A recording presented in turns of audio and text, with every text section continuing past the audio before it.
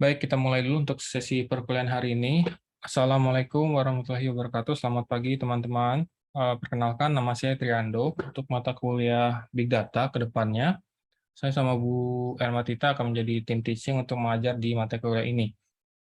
Nah, sebelumnya kan kita sudah bahas mengenai introduction Big Data ya, pengenalan terhadap Big Data oleh Bu Ermatita.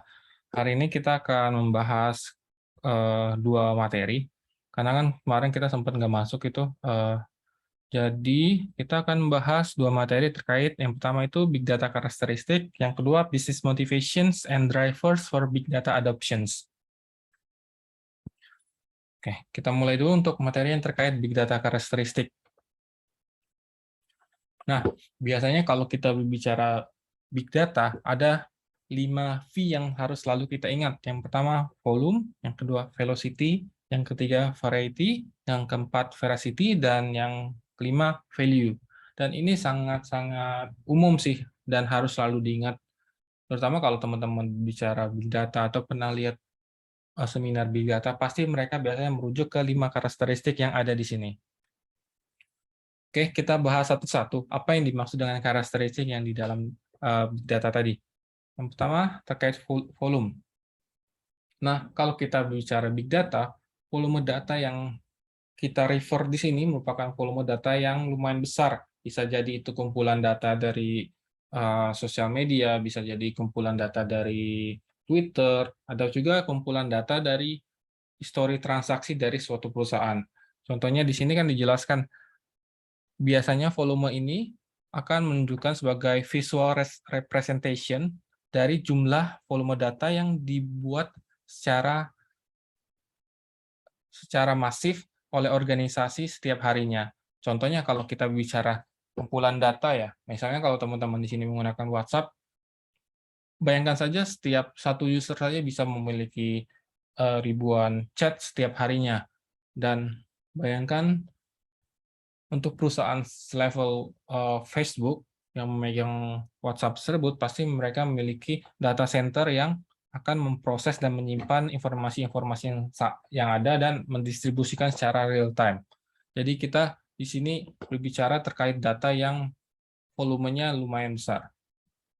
Dan ada contoh-contoh yang lain nih terkait volume data yang besar. Misalnya seperti yang saya sebutkan sebelumnya, ada online transaction di sini. Misalnya dari perbankan mereka menghasilkan jutaan atau miliaran data dari point of sale yang di-generate setiap hari, atau juga dari transaksi dari e-banking, dari customer level maupun corporate level. Ada juga misalnya kalau teman-teman tertarik pernah baca terkait NASA ya, kayak teleskop itu, mereka itu kalau mengambil data itu ukurannya itu sangat-sangat besar. Dia bisa menyimpan, misalnya mereka lagi mengamati sekumpulan space dari data,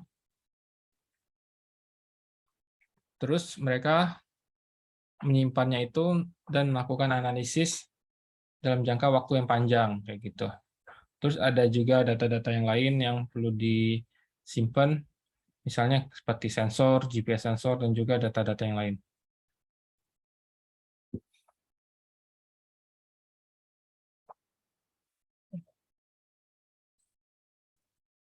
Ini terkait volume, ada yang mau tanyain dulu?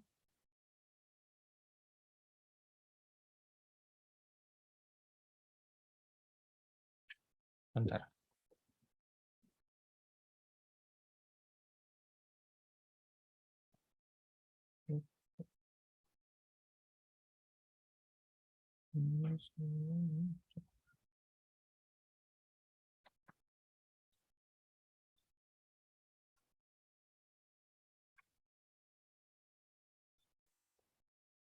Oke, kalau tidak ada pertanyaan, kita lanjut ke karakteristik nomor 2, yaitu velocity. Velocity ini artinya kecepatan, di mana seberapa besar kecepatan yang dihasilkan untuk menyimpan suatu data. Misalnya, kalau kita bicara kecepatan di sini, kalau teman-teman lihat dari ukuran ini, yang dari ukuran seperti hard disk, SSD, mereka mempunyai suatu kecepatan storage speed Misalnya mereka mampu menulis sebanyak 1 GB per menit.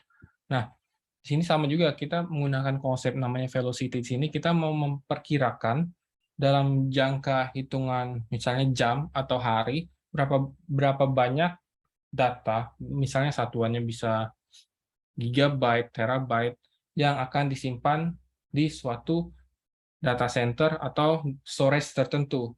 Kenapa hal ini sangat penting? Contohnya misalnya teman-teman di sini mau menyimpan suatu data ke suatu data center dan akan diolah menjadi kumpulan big data. Pasti teman-teman di sini harus memperkirakan satu hari ini estimasi data yang akan disimpan seberapa banyak. Misalnya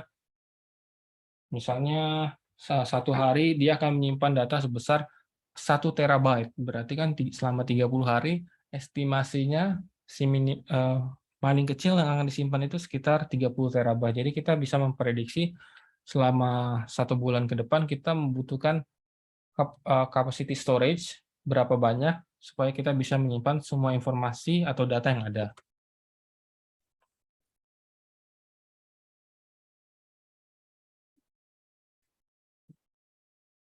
Terus selanjutnya terkait karakteristik yang ketiga yaitu variety. Kita di sini juga harus mempertimbangkan format-format data apa saja yang tersedia untuk kita olah untuk memprovide suatu solusi dari big data tersebut. Misalnya kalau kita bicara historical transaction seperti di perbankan, mereka mempunyah informasi dalam bentuk misalnya database, misalnya mereka menggunakan database Microsoft SQL ataupun database yang lain. Dan kita harus mempertimbangkan apakah data-data tersebut sudah cukup relevan dan bisa digunakan dan punya makna yang berarti. Kenapa kita berbicara makna yang berarti di sini? Kadang kalau kita mengumpulkan data, bisa jadi data tersebut merupakan data yang rubbish atau tidak mempunyai makna apapun walaupun kita olah ataupun kita analisis. Jadi kita harus mempertimbangkan juga, misalnya kita menyimpan suatu informasi terkait historical transaction yang terjadi harian. Berarti data tersebut bisa kita bilang punya makna yang cukup berarti. Terus juga kita harus mempertimbangkan apakah datanya itu terstruktur. Terstruktur di sini dalam istilah structure data, misalnya dalam bentuk table, atau dia semi-structure data, dia sudah ada semacam kayak template-nya gitu sudah ada, tapi mungkin formatnya bisa berubah sedikit, atau juga dalam bentuk yang unstructured data. Misalnya unstructured data ini dalam bentuk gambar. Gambar itu kan representasi dari data ya, dan data yang tidak terstruktur. Kayak gitu. Terus selanjutnya itu veracity. Di sini kita merujuk terhadap kualitas dari data tersebut. Kualitas ini menentukan seberapa baik data hasil output atau analisis yang akan dihasilkan ketika kita melakukan analisis dari kumpulan data. Karena gini, misal teman-teman di sini mau menganalisis suatu tweet dari presiden. Misalnya presiden atau gubernur. Dan ketika teman-teman menganalisis suatu tweet, teman-teman di sini mau menganalisis suatu sentimen positif atau negatif terkait tweet-tweet yang berkaitan dengan isu-isu politik. Tapi misalnya di sini ada suatu public figure yang kalau nge-tweet, kadang-kadang dia nge-tweet juga yang tidak berhubungan dengan isu politik, misal dia bercanda di Twitternya atau kayak gimana. Nah, data-data tersebut mungkin termasuk data yang invalid data atau termasuk noise. Kalau kita tetap masukkan data tersebut untuk analisis kita, dia akan mempengaruhi kualitas dari data dan mempengaruhi kualitas dari analisis kita. Kayak gitu. Jadi sangat penting misalnya ketika kita mau melakukan analisis, kita memperhatikan sumber datanya dari mana, bentuknya apa. Terus juga kita memperhatikan level of noise-nya itu seperti apa, apakah terlalu banyak. Misalnya kalau di sini kita ambil contoh, kita menganalisis suatu tweet, terlalu banyak noise yang ada di dalam sana, kita harus melakukan cleansing dulu, supaya sebelum kita melakukan analisis, datanya tersebut lumayan cukup bisa digunakan dan hasilnya bisa dipertanggungjawabkan seperti itu. Dan ada contohnya lain juga nih, biasanya kalau data yang mempunyai kualitas yang bagus, misalnya itu data yang terkumpul menggunakan sistem yang terstruktur. Misalnya teman-teman di sini mau ngerjain skripsi atau mengerjakan apa, terus mengumpulkan dalam bentuk form, Google Form kayak gitu. Di sana merupakan salah satu contoh data yang terstruktur. Kita bisa memastikan field apa saja yang akan terisi, dan kita bisa memastikan sumber-sumber data yang masuk itu apa saja. Dibandingkan misalnya kalau teman-teman di sini mau menganalisis suatu informasi di internet melalui postingan orang di blog. Bisa jadi postingan orang di blog itu kan dihasilkan oleh banyak tipe orang, dan gaya tulisannya berbeda, dan akan sangat sulit untuk memastikan kualitas datanya karena sumber datanya itu merupakan sumber yang tidak bisa dikontrol dari kita. Oh ya, kalau ada pertanyaan silakan angkat tangan aja ya, selagi saya menjelaskan terkait karakteristik yang ada.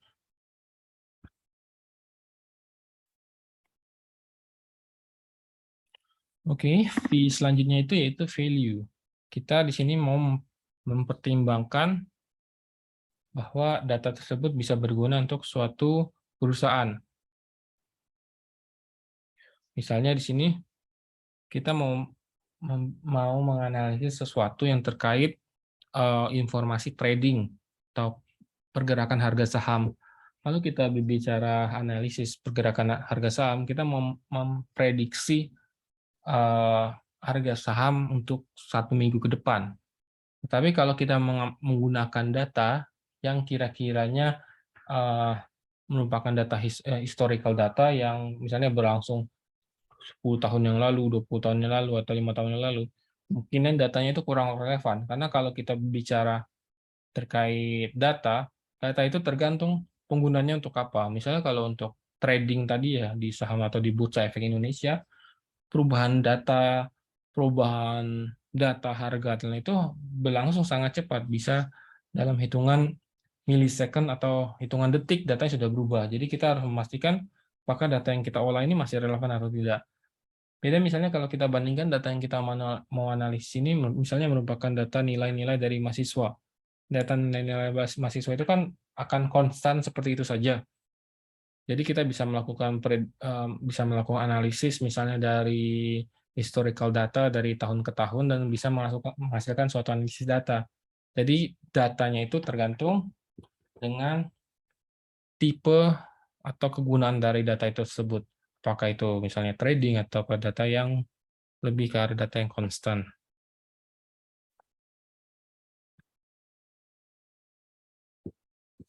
Ada yang mau tanya dulu?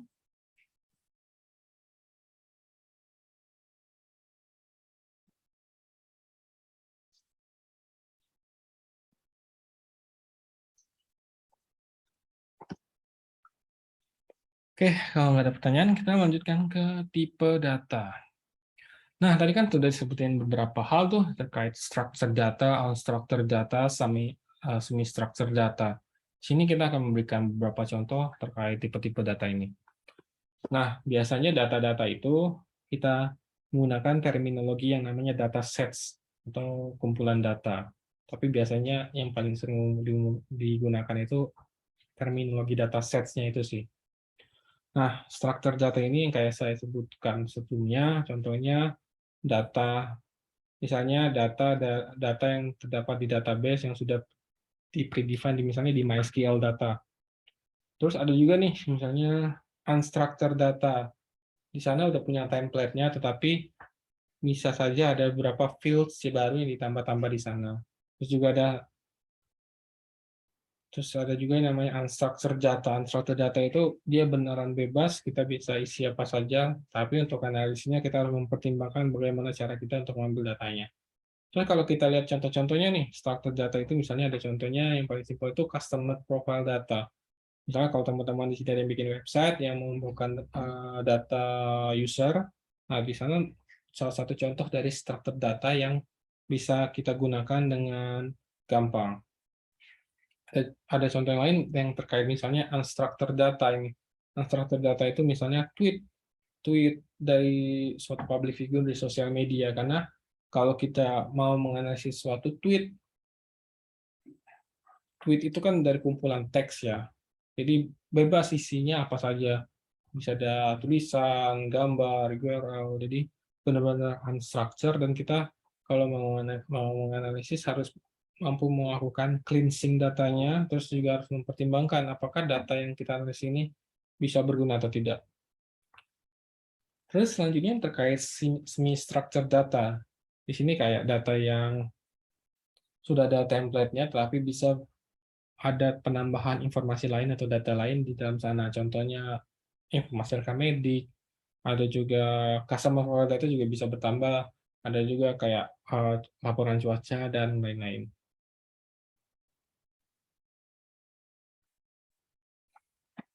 Ini contoh dari struktur data, misalnya teman-teman di sini kalau pernah bikin suatu database, misalnya pakai MySQL atau PostgreSQL.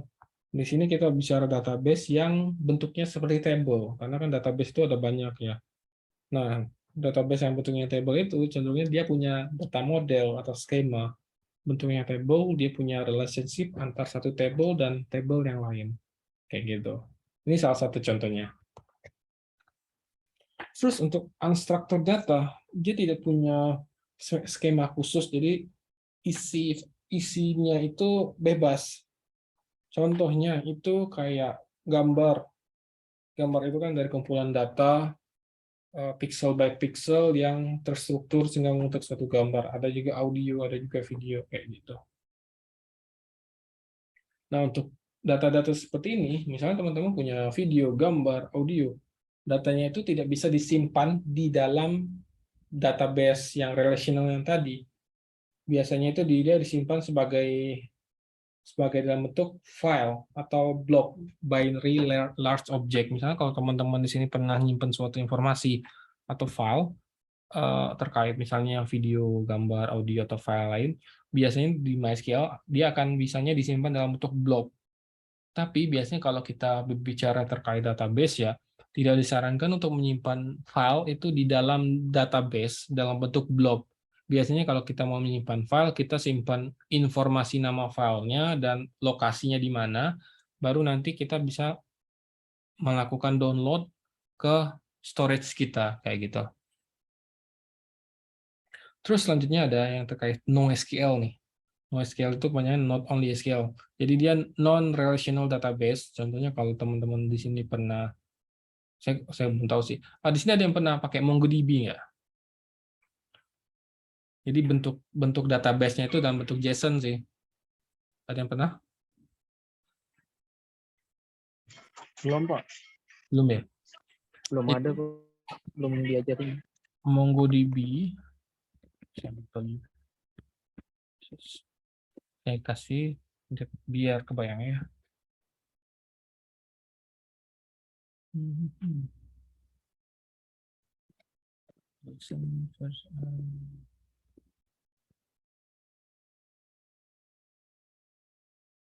MongoDB.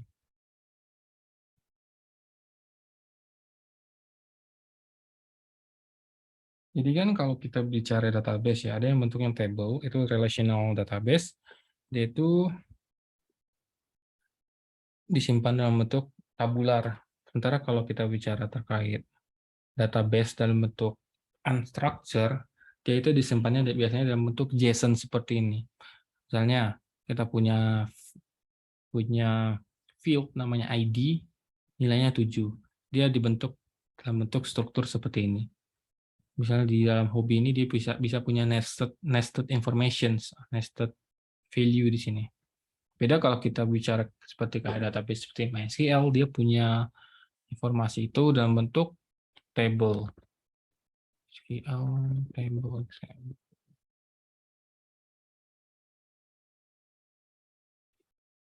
Kayak gini. Dia lebih dalam bentuk table-table seperti ini.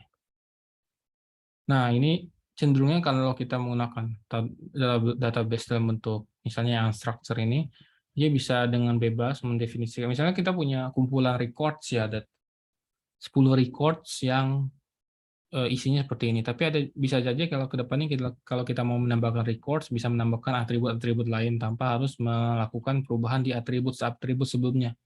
Beda kalau di database MySQL ya. Kalau kita mau menambahkan atribut kan berarti semua yang ada di sana nanti akan bertambah atributnya. Misalnya teman-teman di sini punya 10 record. Terus ada penambahan satu field. Nanti di 10 record tersebut akan muncul suatu field yang baru itu. Sementara kalau kita menggunakan NoSQL seperti ini, hanya record-record baru saja yang akan berdampak.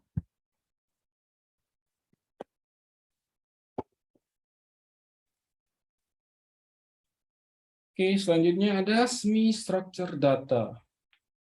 Di sini tipenya itu lebih ke arah data yang dia punya struktur tapi terbatas, tapi juga bisa ditambahkan data-data lain yang di dalamnya. Misalnya dia cenderungnya disimpan dalam bentuk hierarki atau graph base.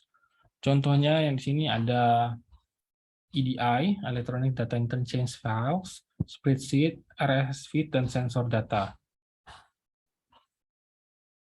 Contohnya ya, XML.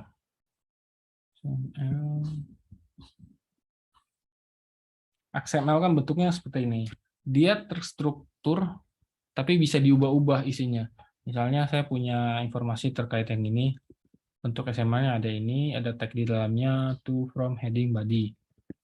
Bisa saja nanti record di dalamnya itu nanti berubah lagi nih. Saya mau menambahkan tag baru, misalnya contoh.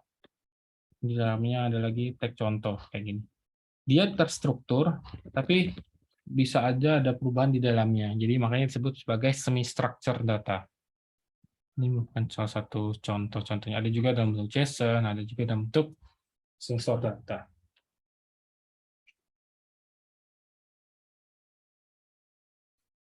Nah, kalau kita bicara terkait database, bicara terkait big data, data-data yang disimpan itu biasanya punya sesuatu yang namanya metadata. Apa sih metadata itu? Metadata itu menyimpan suatu informasi terkait dataset yang kita punya, karakteristiknya seperti apa, dan tipe-tipenya seperti apa. Misalnya kalau kita bicara terkait metadata ya, metadata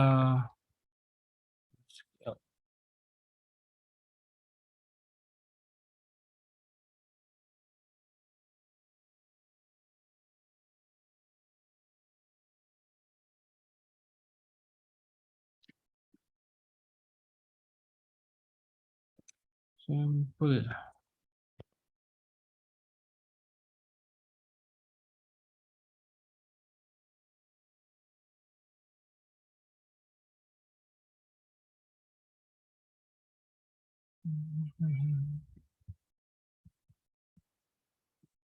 Mana ya, saya cari contoh gambar. Ada nggak ya?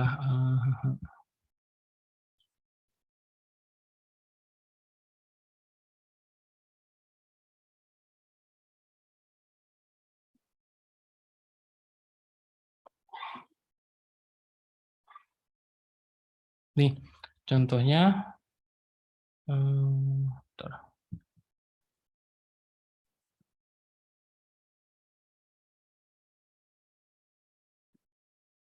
Nih, di sini ada table ya, ada data-datanya di dalam. Di sini kan kita punya kolom-kolomnya di sini nih. Di sini kita sebut sebagai metadata. Ada informasi nama kolomnya apa saja, data type-nya apa, dan deskripsinya apa. Itu yang dimaksud dengan metadata. Dia merincikan apa sih yang ada di dalam sana. Misalnya kalau kita punya kolom namanya first name. Apa sih yang disebut dengan first name? First name itu merupakan varchar dengan panjang 50 dengan deskripsinya itu, kalau contoh di sini ya, bukan nama pertama dari pegawai kayak gitu. Terus seberapa penting metadata ketika kalau kita mau melakukan analisis? Metadata itu merupakan basicnya kita ketika kita mau melakukan analisis, karena di sana terdapat informasi mendasar yang menggambarkan isi dari data tersebut. Bisa saja kalau kita mau melakukan analisis ya tanpa menggunakan metadata, tapi teman-teman ini agak kesulitan. Misalnya mau menganalisis ada 100 records ya. Nah, 100 record tersebut kan 100 record itu kan bisa saja dia memiliki isi data yang berbeda-beda. Jadi harus ditebak kira-kira data kolom yang ini datanya apa sih? Karena kalau kita tidak tahu datanya apa, kita tidak bisa juga melakukan cleansing datanya nanti ketika kita mau melakukan pre-analisis.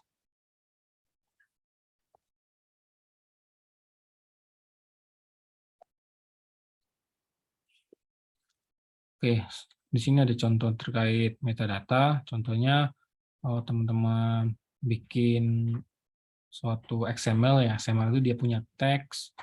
Nah, di dalam XML tersebut kita mau memprovide metadata basic dari XML tersebut. Bisa juga kalau terkait file ya, file atau gambar atau video, di sana biasanya punya metadata juga. Contohnya kalau teman-teman pernah foto ya, foto di HP. Terus kalau teman-teman buka details, di sana kan ada informasi kapan foto ini diambil, lokasinya di mana. Nah, itu yang kita sebut sebagai metadata kalau di unstructured data di file-file gambar kayak gitu.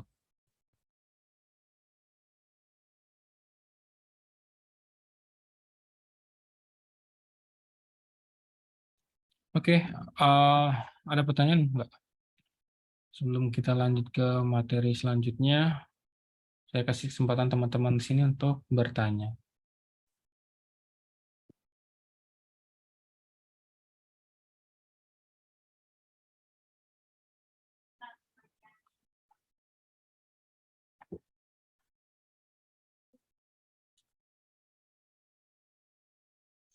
Baik, kalau belum ada pertanyaan, kita break dulu sekitar 15 menit untuk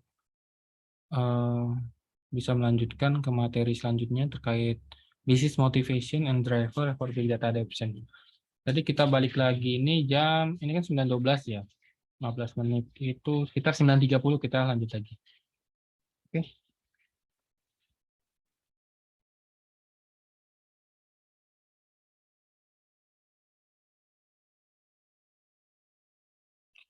Oke.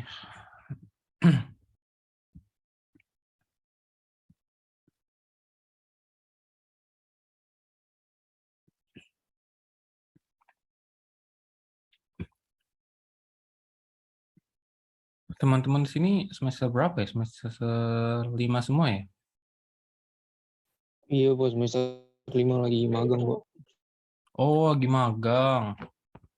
Semuanya lagi magang, 11-11-nya. Iya, Pak.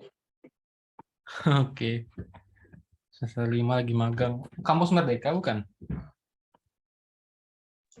Beda ya? Kalau yang ikut kelas ini bukan kampus Merdeka, Pak. Yang nggak ikut Oh, kelas kampus Merdeka, Pak.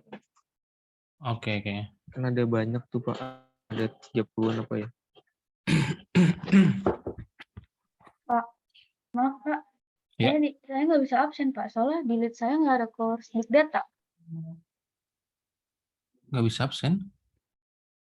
Di lead saya tuh nggak ada course big data Pak. Oh, belum masuk ya? Namanya siapa? Valencia Pak. Ada di sini. Kok enrollment suspended ya? Coba kontak lead. Kalau mau kontak lead ke siapa ya? Saya orang baru nih, belum tahu. Udah Emang beberapa hubungin Kaprodi tapi matkul nggak ada yang kayak gitu, Pak.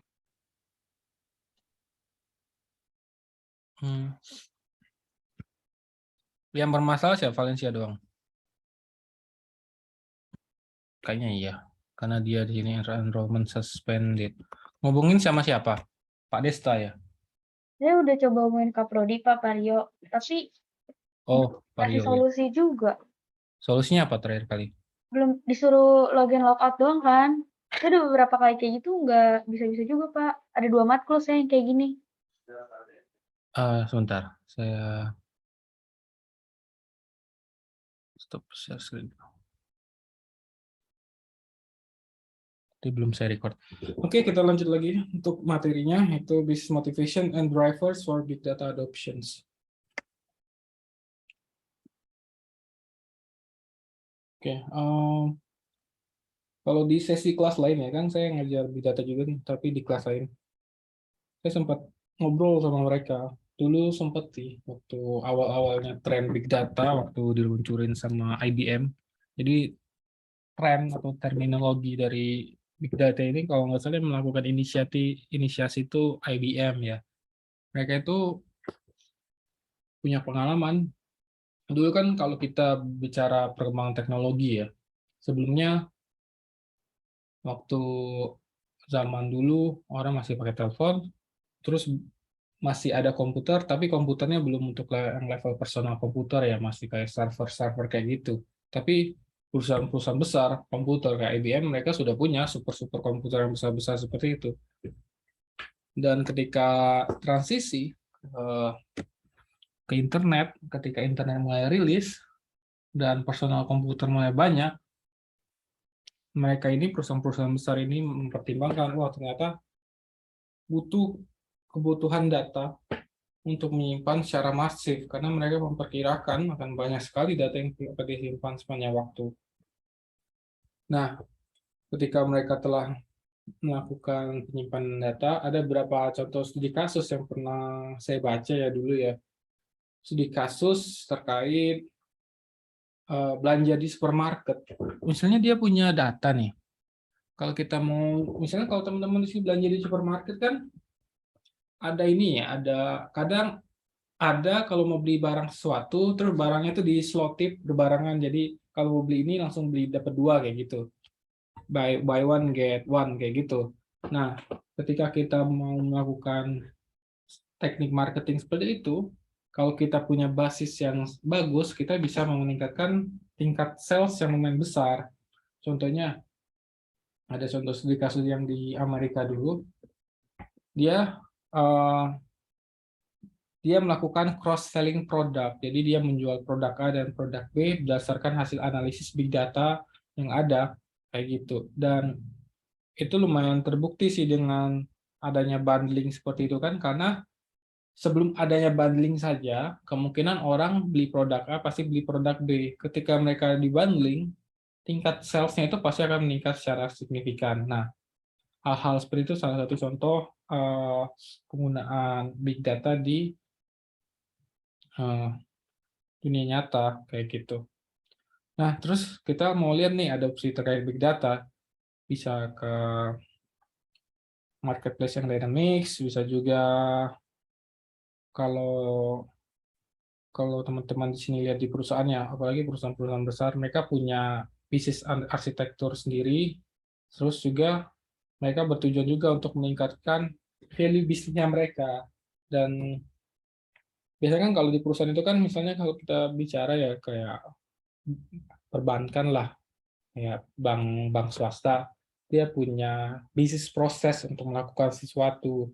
Nah, bisnis proses seperti itu biasanya kan bakal terkait dengan penyimpanan data, bisa mungkin historical transaction dan lain-lain kayak gitu. Nah, hal-hal kayak gitu kalau dia bisa mempertimbangkan dan bisa eh, menggunakan data-data yang ada, mereka bisa meningkatkan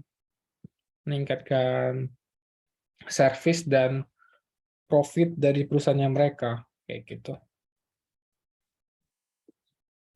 Nah, terus ada transisi nih di sini nanti ada diagram piramid ya. Sebelumnya kalau kita berbicara terkait data, hal yang paling basic yang ada di terminologi yang ada di data itu ada namanya datanya itu pertama itu events. Misalnya seorang teller melakukan input transaksi deposit. Berarti kan informasi tersebut akan disimpan menjadi suatu data nih. Dan data tersebut masih dalam bentuk raw data, masih data mentah. Ketika datanya tersebut sudah diberikan sesuatu, misalnya dikelompokkan, oh data harian ini, transaksi hari ini ada berapa, dan totalnya berapa, keluar masuk berapa, apakah total pemasukan yang kemarin itu balance, itu kita sebut sebagai informasi. Jadi data bisa diolah menjadi informasi, setelah adanya informasi, kita bisa meletakkan domain knowledge atau domain expert dari seseorang, oh ternyata data ini bisa dibikin jadi ini loh. Ternyata setiap hari Kamis setiap Senin pagi atau hari gajian, bank itu selalu ramai karena orang mau menarik uang. Kita bisa menambahkan sesuatu menjadi suatu knowledge. Dan ada lagi yang paling tinggi, kita mau memprediksi sesuatu di masa depan.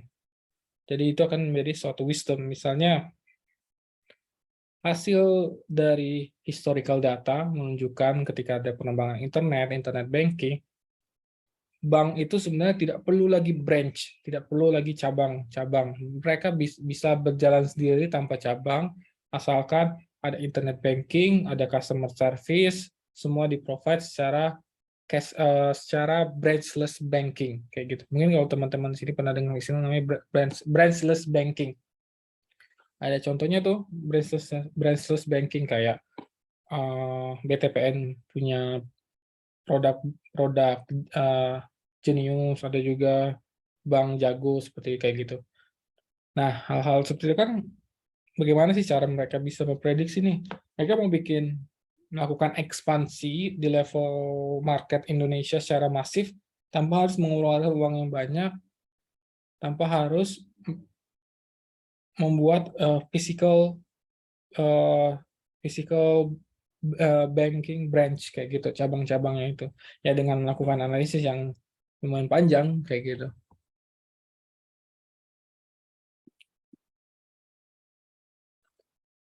Nah, sekarang kita masuk ke beberapa terminologi yang ada terkait adopsi terkait big data ini.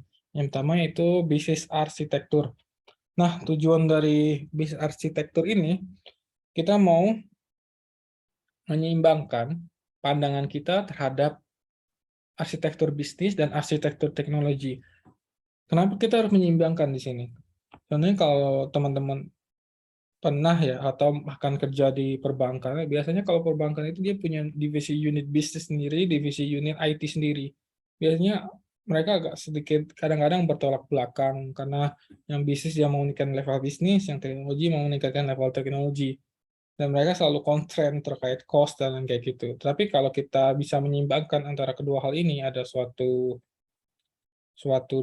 suatu sinkronisasi antara dua unit divisi ini, mereka akan bisa menghasilkan arsitektur bisnis yang sangat balance antara level bisnis dan teknologi.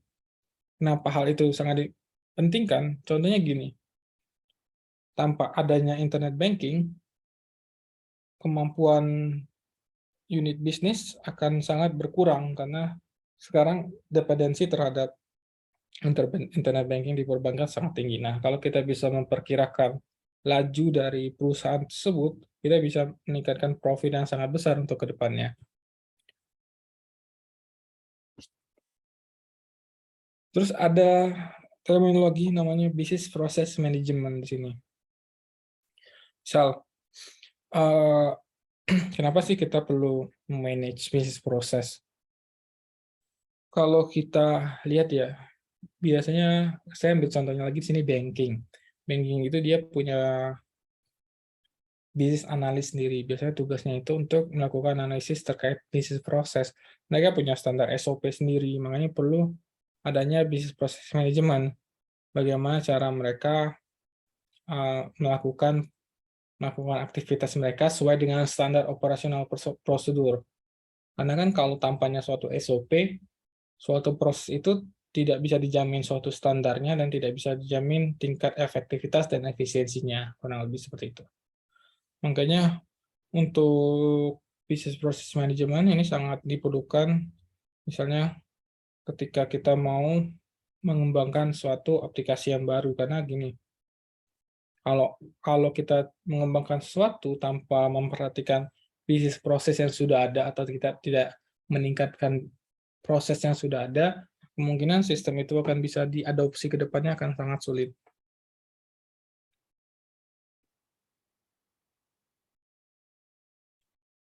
Oke, di sini ada sistem namanya Business Process Management System. Di sini sudah disebutin sih, kalau BPM yang sudah menggunakan sistem ini merupakan sesuatu yang sangat efektif karena kita bisa melakukan audit ya, bisa melakukan validasi terkait proses yang ada dan sesuai dengan guidelines yang sudah ada.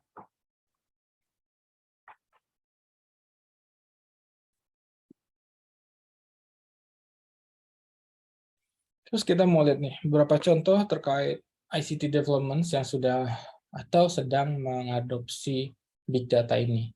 Contohnya kita bisa melihat sektor terkait data analytics sama data science. Contoh data analytics sama data science ini mungkin sering digunakan di telco sih, perusahaan telekomunikasi. Mereka memprediksi kebutuhan dari penggunaan internet, karena kan kalau kita bicara perusahaan telco ya, profitnya mereka itu tidak ditentukan sekarang hanya lewat SMS dan telepon. Mereka mau tidak mau harus masuk ke ranah internet. Mereka harus memprediksi bagaimana kita harus meningkatkan sales terkait penggunaan internet ya. Mereka harus melihat contoh penggunaan paket data dan lain kayak gitu. Jadi dia bisa menawarkan package dan juga dia harus bikin sedemikian rupa supaya pengguna SIM card tertentu terus menggunakan paket datanya dia dan mereka tetap menghasilkan uang kayak gitu. Karena kan kalau mereka tidak punya cukup user, karena kan mereka itu kan perusahaan telekomunikasi ya, ada atau tidak yang pakai, mereka harus tetap memancarkan radio. Makanya dia harus beradaptasi dengan cepat bagaimana cara dia supaya bisa meningkatkan sales yang ada. Terus juga ada digitation, ada juga teknologi, commodity hardware, sosial media. Nah, sosial media ini juga salah satu contoh yang sering dipakai nih. Mungkin kalau teman-teman di sini pernah dengar ini ya, dengar kasus pemilu di US. Dulu waktu zamannya quiz-quiz Facebook, biasanya kalau ada quiz Facebook terus menarik, terus dicoba-coba bisa share ke teman, secara tidak sadar sebenarnya itu salah satu cara ada orang yang mencuri data waktu itu di Facebook. Namanya apa ya? Saya lupa. Kalau nggak salah namanya tuh nama perusahaannya tuh Harvard Analytics. Saya lupa. Nah, mereka mencuri data yang ada, terutama di US ya.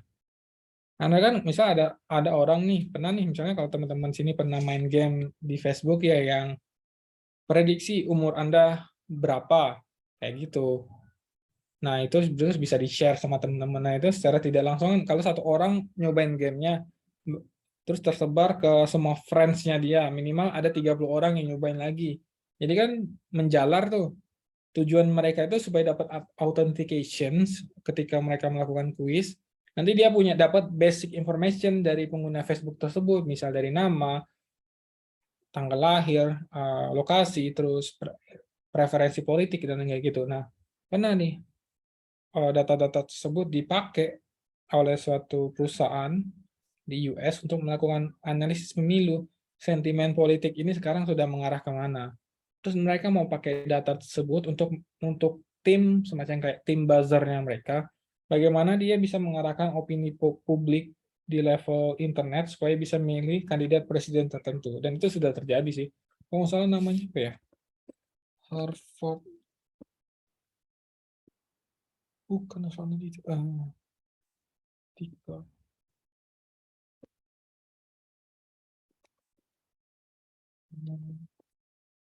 Salah, bukan Harvard, Cambridge Analytica. Ini skandal sih. Jadi dia nyuri data, mayoritas data di US untuk melakukan analisis. Nih, dia melakukan harvesting data dari 80 juta orang di seluruh dunia. Kayak gitu. Jadi kalau teman-teman di sini ada yang pernah main game ya, terus share ke teman Anda 7 orang kayak gitu. Itu hati-hati, biasanya datanya bisa dicuri. Terus kalau mau melakukan authentication tertentu, lihat dulu data yang di-share di sana apa saja.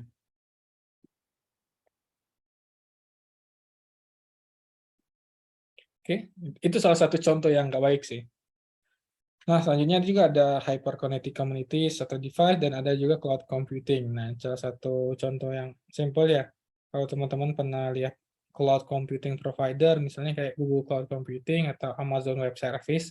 Mereka ada beberapa service nih, terutama kayak AWS ya. Dia punya AWS untuk menganalisis big data gitu.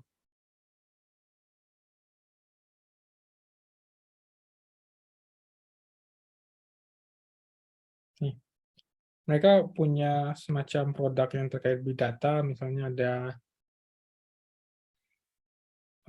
ML Powered BI Service. Dia bisa menganalisis kumpulan data.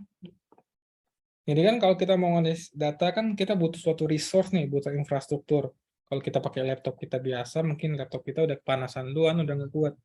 Nah, kalau kita mau analisis data yang sangat besar, ya kita gunain ini, gunain suatu infrastruktur yang terpisah daripada yang sering kita pakai pada umumnya. Contohnya kalau kita mau pakai cloud computing, kita bisa gunain service yang ada untuk menganalisis suatu data.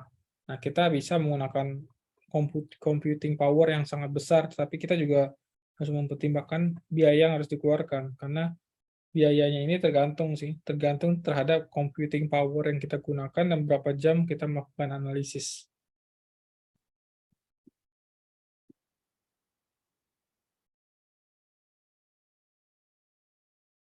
Oke, di sini ada beberapa contoh yang saya sudah sebutin sebelumnya. Contohnya kayak ada data analytics sama data science, ada juga digitization, ada juga teknologi sama hardware, sosial media, ini.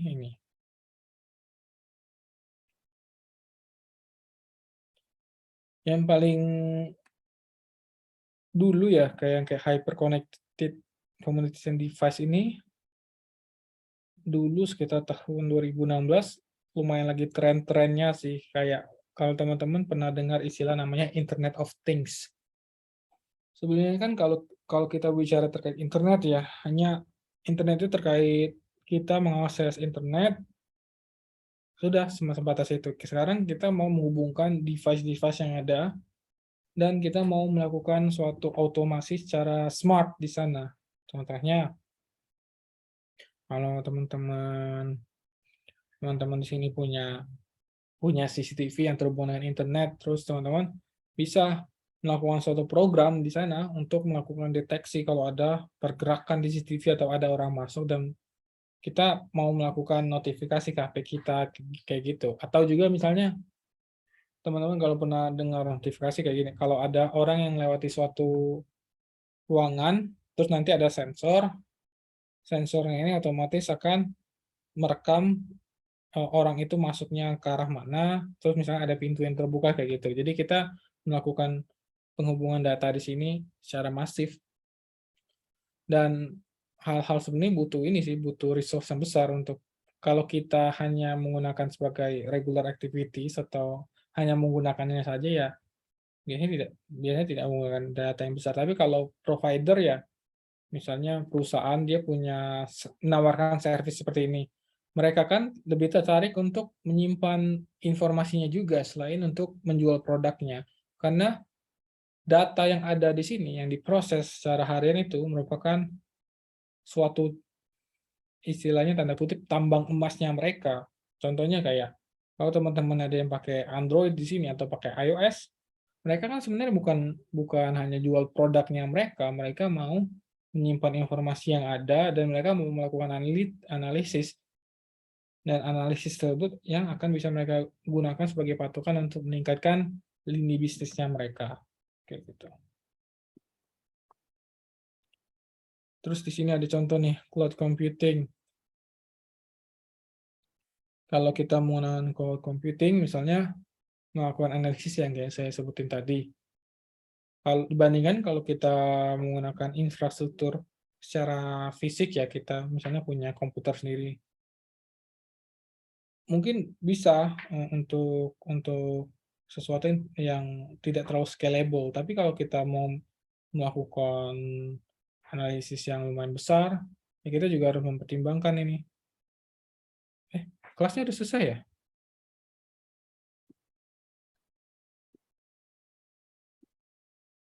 Sorry, saya lupa. Saya kira sampai 10.30. Oke, udah mau selesai juga sih materinya. Jadi itu kurang lebih dari materi hari ini, cloud computing dan juga yang saya sebutin sebelumnya Internet of Things. Nanti kalau teman-teman ada pertanyaan terkait kuliah atau terkait materi bisa email saya. Email saya sama sih dengan nama saya ini triando@upnvj. Oke. Biasanya informasi terkait perkuliahan dan lain-lain akan saya umumkan di Leads ya. Baik.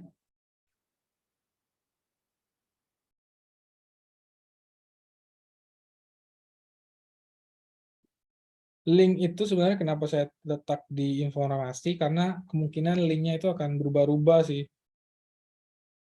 Tapi untuk sementara waktu ini, teman-teman sini mungkin pantau aja, karena kan kalau saya mau memberikan kuliah, saya biasanya, terutama kalau untuk kelas yang online ya, saya akan kasih informasi di announcements, kelasnya itu jam berapa sampai jam berapa, dan link Zoom-nya di mana, dan link presensinya di mana, kayak gitu.